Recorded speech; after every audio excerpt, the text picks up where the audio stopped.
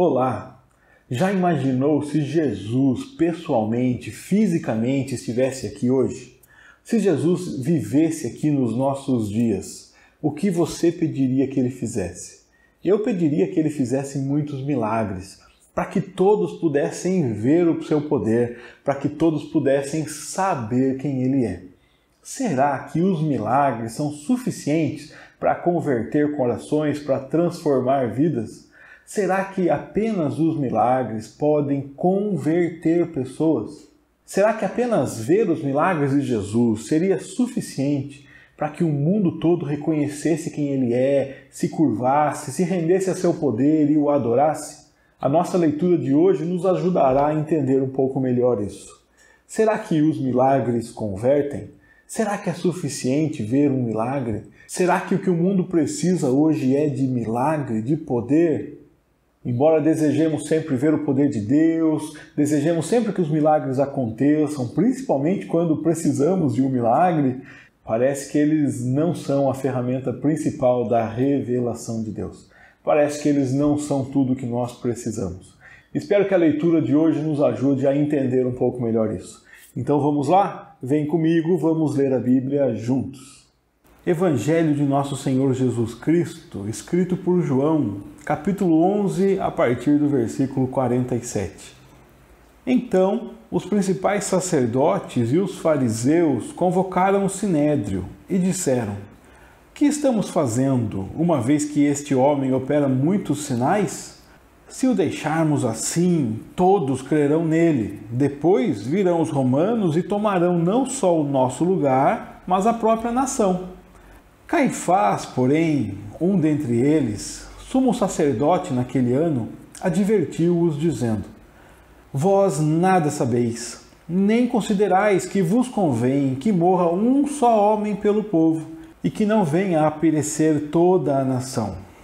Ora, ele não disse isto de si mesmo, mas, sendo sumo sacerdote naquele ano, profetizou que Jesus estava para morrer pela nação. E não somente pela nação, mas também para reunir em um só corpo os filhos de Deus que andam dispersos. Desde aquele dia, resolveram matá-lo, de sorte que Jesus já não andava publicamente entre os judeus, mas retirou-se para uma região vizinha, ao deserto, para uma cidade chamada Efraim, e ali permaneceu com os discípulos.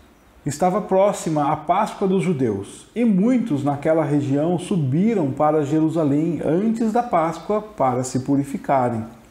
Lá procuravam Jesus e, estando eles no templo, diziam uns aos outros: "Que vos parece? Não virá ele à festa?" Ora, os principais sacerdotes e os fariseus tinham dado ordem para, se alguém soubesse onde ele estava, denunciá-lo a fim de o prenderem. Sempre que eu me proponho a fazer uma sequência bíblica de leitura, de estudos, de pregação, eu sempre me deparo com porções do texto que eu jamais escolheria para pregar. Às vezes digo para os meus amigos, para as pessoas de casa, para as pessoas com quem converso: "Hoje tive que estudar um texto que eu não estudaria se não fosse para fazer um estudo, se não fosse para fazer uma pregação." Tem vários textos da Bíblia que lemos quando estamos lendo a Bíblia, mas não paramos para meditar, para absorver a mensagem.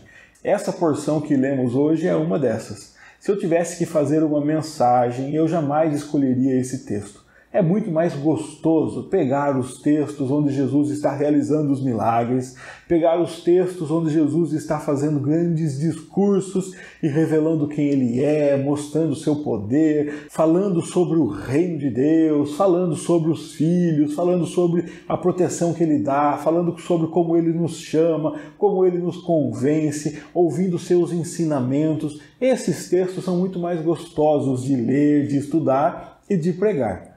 Mas talvez o maior benefício de lermos a Bíblia num programa, como estamos fazendo aqui, lendo o Evangelho de João todo, seja justamente ter que parar nos textos onde geralmente não pararíamos. Ter que prestar atenção nos textos que geralmente passaríamos rápido por ele. E assim, e talvez só assim, nós podemos ver que a graça de Deus está presente em toda a Bíblia e podemos ver como Deus se revela em cada detalhe da Escritura. Essa porção que escolhemos ler hoje está totalmente ligada ao que vimos anteriormente nesse capítulo.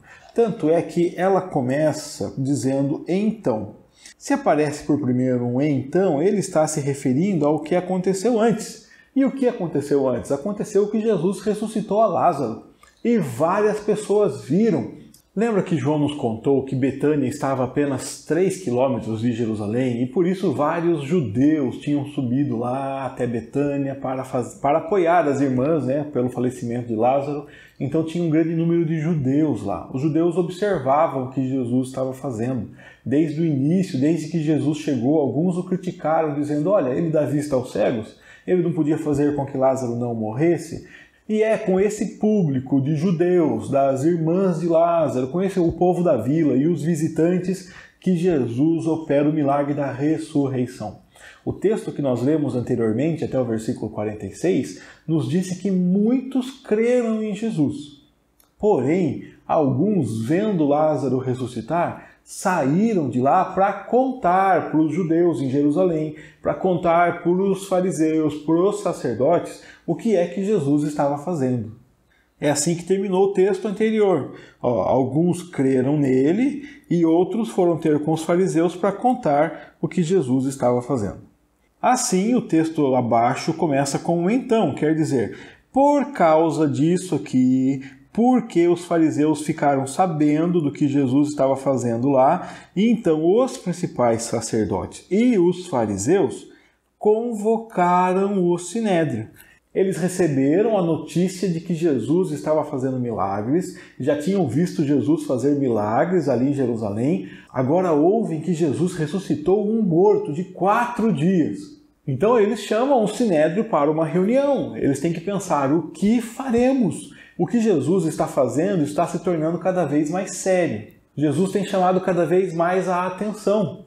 Está cada vez mais difícil confrontá-lo. Jesus já tinha feito uma cura no sábado e eles legalmente tinham todo o direito de questionar Jesus, mas não conseguiram sair dos argumentos de Jesus, não conseguiram prender Jesus. Agora, esse Jesus que já estava transtornando a vida religiosa desses líderes ali em Jerusalém, está fazendo coisas que não dá para ignorar, não dá para deixar passar. Ele está trazendo mortos que já estavam mortos há dias de volta à vida. Então, nessa reunião, eles disseram, o que nós estamos fazendo? O que vamos fazer? Olha, esse homem está operando muitos sinais. E o que a gente faz com isso? E você poderia pensar, qual é o problema? Jesus está operando sinais. E que problema há nisso? Jesus está curando pessoas. Que problema há nisso? Jesus está trazendo vida. Que problema há nisso? Há problema porque estes homens aqui queriam controlar o povo. Controlavam o povo.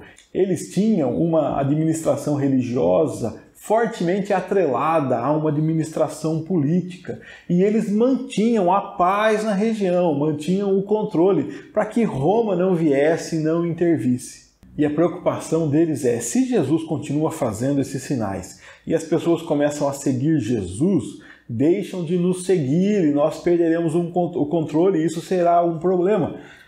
É isso que eles dizem aqui no verso 48. Se deixarmos assim, todos crerão nele. E aqui eu e você pensamos, que bênção, né? Todos crerão em Jesus, maravilha, será bênção. É o que eles acham que pode acontecer, é o medo deles.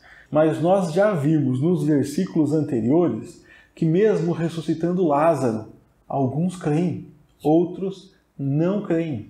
Alguns acreditam em Jesus, outros saem de lá para denunciá-lo aos sacerdotes, aos fariseus, para fomentar essa intriga aqui entre Jesus e a liderança religiosa da época. Mas eles têm medo que as pessoas creiam em Jesus. Medo por quê?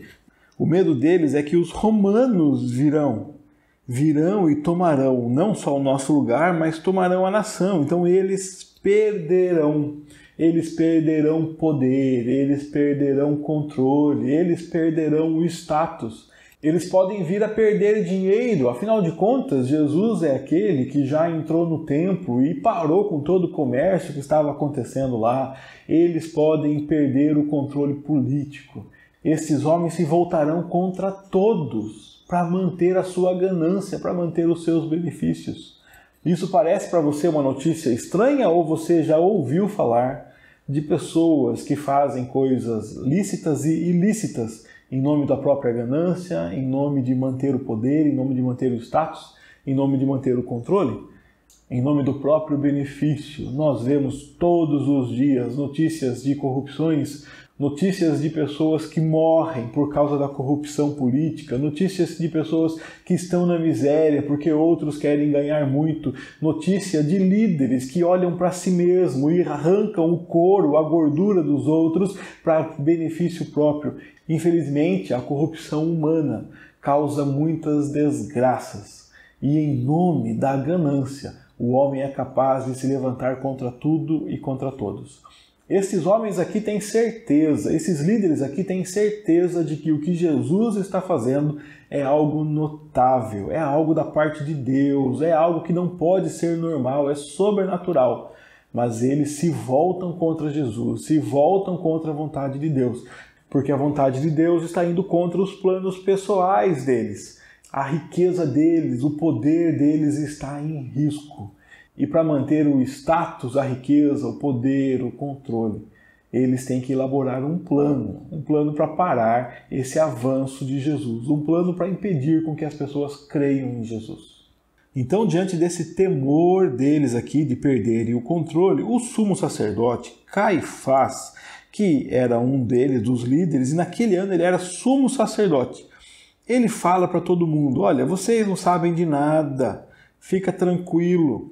Vocês não pensaram ainda, não entenderam o que convém, ou seja, é bom. O que é que convém para Caifás? Convém que morra um só e morra pelo povo, para que toda a nação não venha a perecer. Olha, se Jesus vai ficar causando esse problema todo aí, e ele vai colocar em risco a nossa liderança, vai colocar em risco o controle, e os romanos podem vir e tomar o controle, dizendo que nós não conseguimos cuidar aqui da nossa nação, não conseguimos dominar e controlar nosso povo, assim todo o povo sofreria na mente deles. Então Caifás entende que é melhor, ao invés de acontecer isso, é melhor eles matarem um só. Eles matam Jesus e tudo volta ao normal, vida que segue, nada sai do controle deles. Então Caifás fala assim: é melhor que morra um só homem ao invés de morrer vários, ao invés de sofrer o povo, que sofra um só, que morra um só. Mas preste atenção nas palavras dele. Que morra um só homem pelo povo. Essa é a afirmação de Caifás. E se esse homem morrer, a nação toda não morrerá, não perecerá. Você certamente já lembrou lá do capítulo 3, né? Deus amou o mundo de tal maneira que deu o seu único filho. E esse filho vai morrer para que todo aquele que nele crê não pereça. Então é melhor que Jesus morra do que a nação toda pereça. É isso que Caifás está falando. Ele não sabe, nem se deu conta. Ele está falando do plano de Deus. Ele está falando do que Deus está fazendo na história. Sim, Deus enviou Jesus como o Cordeiro que será morto, o Cordeiro que tira o pecado do mundo. Desde o início do Evangelho, nós já vimos João Batista anunciando Jesus, apontando para ele, falando: olha, é este o Cordeiro que tira o pecado do mundo. Caifás não sabe que está aqui dentro do seu plano maligno falando exatamente sobre os planos de Deus. Ele não sabe que dentro da sua vontade, da sua ganância, da sua sede pelo poder, ele está trilhando exatamente os caminhos da vontade de Deus. Até mesmo dentro dos seus desejos sórdidos, até mesmo dentro da sua rebeldia. Esses líderes religiosos dão passos que colaboram para que a vontade de Deus seja realizada. Todas as coisas que acontecem, elas cooperam para o bem daqueles que amam a Deus, porque elas cooperam para a vontade de Deus, coisas boas e coisas ruins. O que acontecerá daqui até a crucificação serão cenas tristes. Acontecerá cenas de traição, de negação, de açoite, de dores. E essas cenas, coisas ruins, elas são a nossa salvação, são necessárias para que Deus cumpra o seu plano eterno de salvação. E nós vemos isso nesse processo onde a ganância de Caifás, dos líderes religiosos, e a covardia desses homens é necessária para que Deus cumpra o seu plano salvador, para que Jesus seja crucificado. Está chegando a hora de Jesus ir para a cruz. Está chegando a hora de Jesus se permitir ser preso. Está chegando a hora da ganância humana dar um passo que ela julga ser assim fundamental, dar um grito de vitória. Mas esse grito de vitória é tão momentâneo, tão breve, porque a vitória eterna já havia sido decretada desde a fundação do mundo. Jesus é o Cordeiro morto, segundo diz Apocalipse, lá na fundação do mundo. Morto no lugar dos filhos de Deus, eleitos por Ele antes da fundação do mundo. Nada nessa história sai do controle de Deus, como nada na história humana jamais saiu do controle de Deus. Mesmo quando pessoas malignas agem maldosamente, seguindo os impulsos do seu coração, exercendo aí essa liberdade de fazer o mal, mesmo assim, Deus continua dirigindo a história, Deus continua cumprindo sua vontade, Deus continua fazendo o que é necessário para que os seus planos sejam realizados, para que a sua palavra seja cumprida. Tanto é que João aqui, o escritor, nos diz que Caifás não disse isso de si mesmo, mas ele, como sumo sacerdote, profetizou que Jesus estava para morrer pela nação.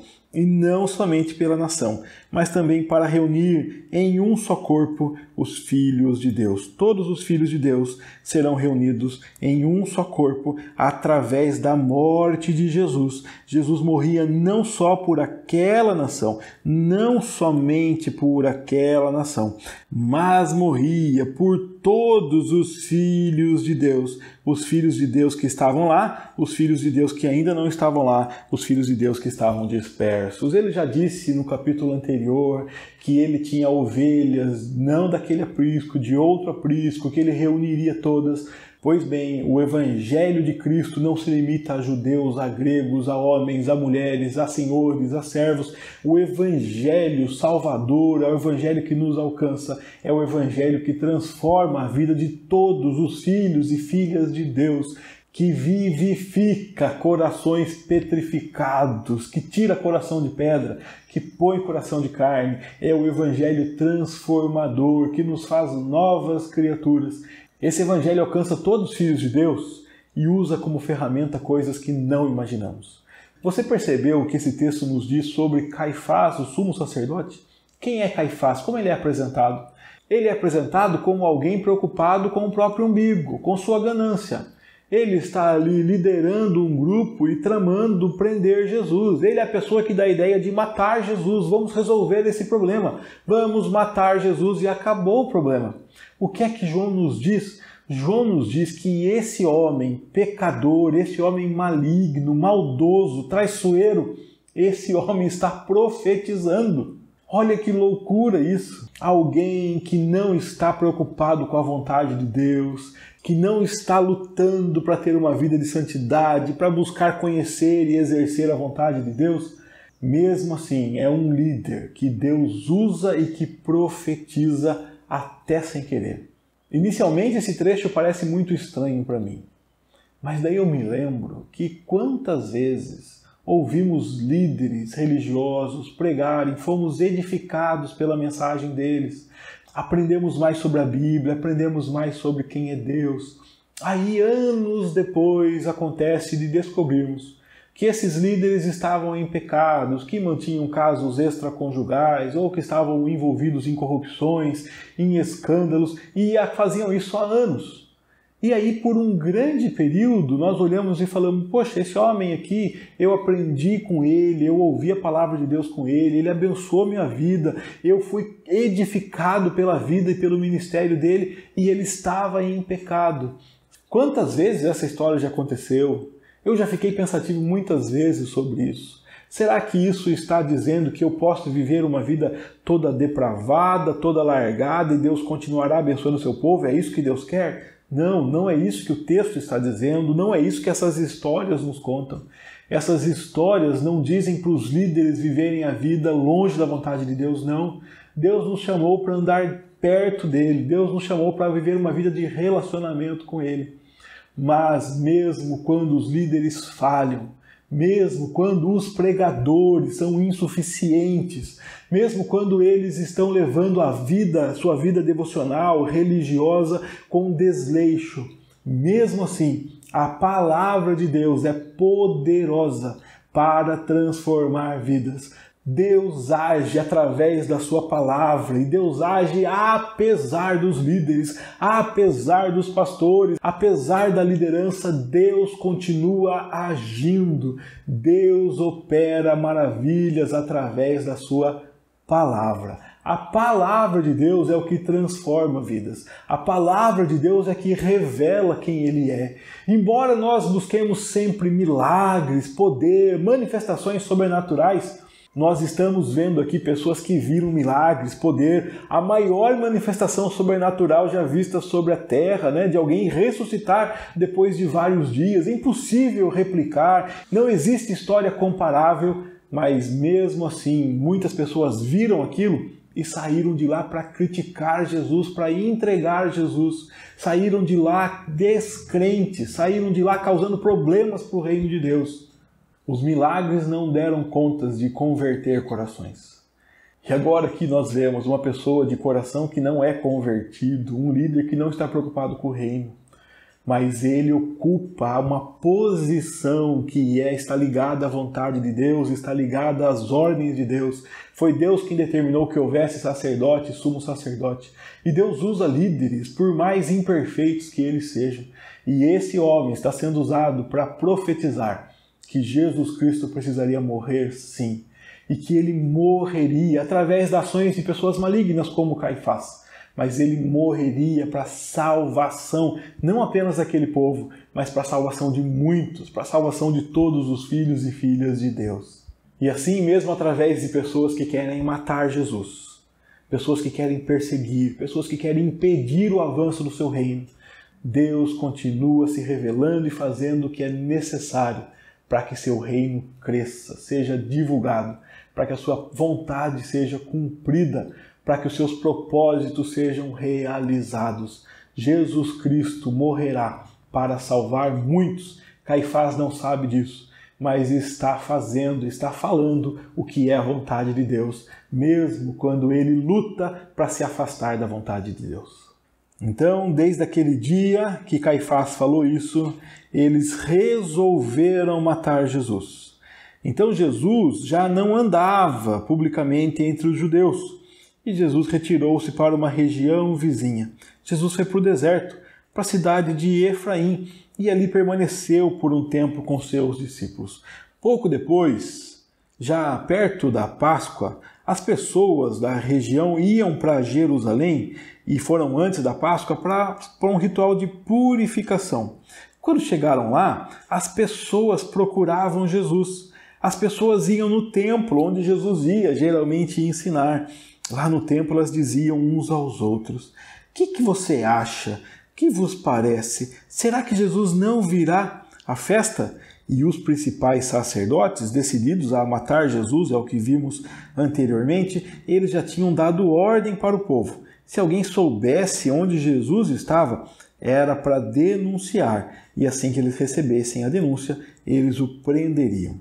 E esse texto então termina mostrando que a vaidade humana, que a cobiça humana, ela realmente tem força, ela domina as pessoas. E as pessoas estão preocupadas aqui em aniquilar Jesus, porque Jesus se tornou uma ameaça para o status dela, para o poder delas, para o controle delas. Infelizmente, queridos, até hoje, Jesus é uma ameaça para o nosso poder, para o nosso controle, para o nosso status.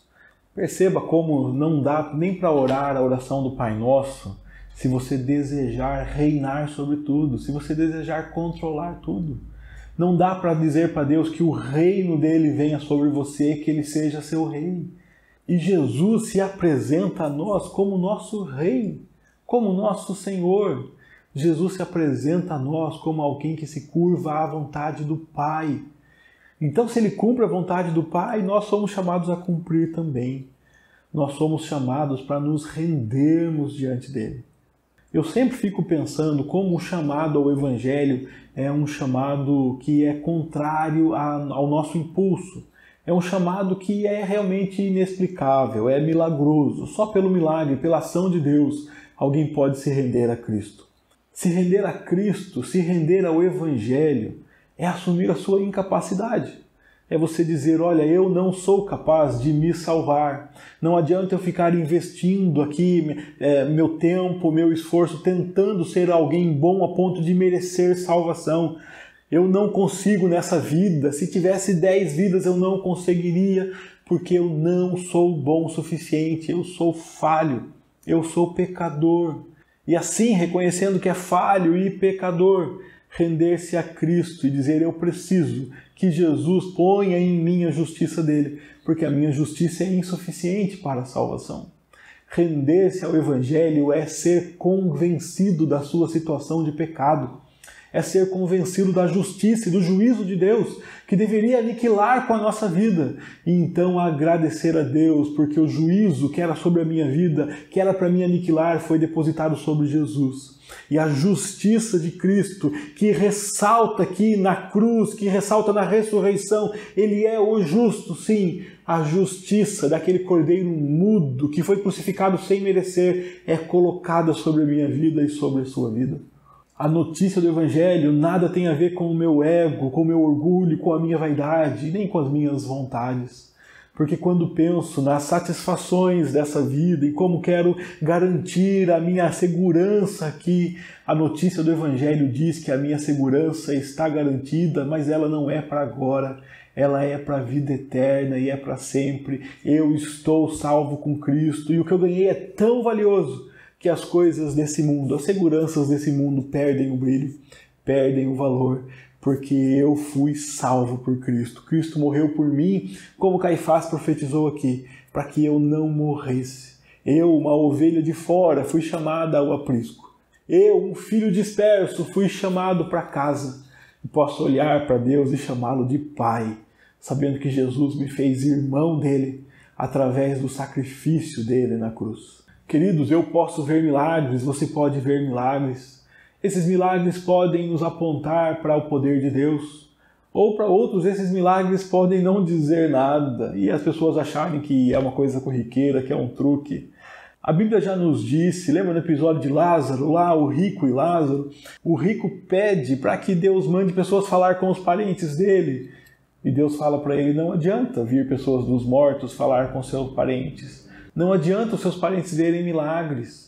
Eles têm que ouvir a palavra, eles têm que ouvir a lei e os profetas, Moisés e os profetas. Deus pode usar sim milagres para mostrar o poder dele, mas milagres não convertem pessoas e não transformam vidas. Aqui nós vemos líderes religiosos se levantando contra os milagres de Jesus, porque eles estão mais interessados em manter o seu status. A primeira coisa que eu peço com esse texto é que Deus me livre, Deus te livre, Deus nos livre de amarmos mais qualquer posição desse mundo que a Cristo. Deus nos livre de amarmos mais o nosso status na igreja, onde Deus nos colocou, ou em qualquer situação dessa vida, amarmos mais que a Cristo. Deus nos livre. Deus nos livre de nos voltarmos contra a vontade de Deus em nome da nossa própria segurança, em nome de uma falsa santidade, dizendo que queremos manter o que Deus colocou em nossas mãos. Deus nos livre de exercermos falsamente a posição de líderes. Deus nos livre de exercermos falsamente a santidade. Deus nos livre de amarmos mais a aparência que a Deus. Que Deus nos livre de sermos líderes displicentes, pessoas que fogem da vontade de Deus, sabendo que Deus poderá usar até essas pessoas pecadoras, malignas, como usou Caifás aqui, mas que Deus nos livre disso. Que Deus nos mantenha perto dele, que possamos enxergar sempre que somos filhos alcançados pela graça, e que amemos a Cristo acima de tudo, e que estejamos dispostos a perder tudo para mantermos a vontade de Deus, nosso relacionamento com Cristo. Que Cristo brilhe para nós mais do que qualquer coisa desse mundo. E que possamos manter, sim, a rotina, nosso relacionamento com os irmãos, com os outros, e irmos ao templo, como esse texto termina, dizendo que pessoas vão ao templo e procuram Jesus. mas que a nossa busca seja de fato por Jesus e não por qualquer outro desejo, como aqui as pessoas estão no final desse texto, buscando Jesus, mas para prendê-lo, buscando Jesus, mas para manter o seu ego, a sua vaidade, o seu plano de poder, e não para buscar a presença de Jesus. Meu irmão e minha irmã, que esse texto nos ajude a olharmos para Cristo, que possamos olhar para quem Ele é, muito mais do que olhamos para o que Ele faz. Que o ser de Deus, que a notícia de Jesus Cristo Salvador, a fonte de vida que vimos nos versículos anteriores, a ressurreição e a vida, que essa notícia do ser de Deus presente em nossa vida possa dominar a nossa atenção e que Deus nos livre de darmos um passo contrário ao reino dele, contrário à vontade dele. Que o Senhor nos guie em todo o tempo. Terminando esse raciocínio aqui, eu me lembro que hoje vi no Facebook um pequeno vídeo, de um irmão aqui da nossa igreja, o seu brasiliano, que já tem mais de 90 anos. O seu brasiliano veio visitar os parentes aqui em Porto Feliz e a neta dele, a Maria Tereza, colocou um breve vídeo do seu brasiliano lá na chácara do pai dela, falando com a família, conversando com eles, e na sua simplicidade o brasiliano diz que nós temos que confiar em Deus e deixar que Deus nos bardeie para onde Ele quiser, que Deus possa nos bardear, que Deus possa nos levar aonde Ele quiser. Achei fantástico ver a simplicidade do seu brasiliano, a força dele, e a mensagem dele falou ao meu coração, que Deus possa me bardear para onde Ele quiser, que Deus me leve, me conduza. Talvez você não seja caipira o suficiente para saber o que é deixar Deus bardear você. Mas, por outro lado, pode ser que você já tenha feito baldeações aí nos metrôs da vida. Então, que você deixe Deus conduzir você.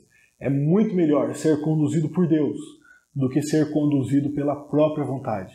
É muito melhor ser guiado por Deus do que pelos impulsos do nosso coração. Porque nós sabemos que os impulsos do nosso coração nos conduzirão para a morte, enquanto Deus nos conduzirá para a vida. Que Deus te abençoe e te guarde. Que o Senhor nosso Deus conduza os seus passos, se mostre a você, se revele a você. Foi uma bênção ler mais esse trecho da Bíblia contigo. E que Deus nos ajude e que possamos nos encontrar aqui no nosso próximo estudo, se Deus quiser. Um grande abraço e até lá.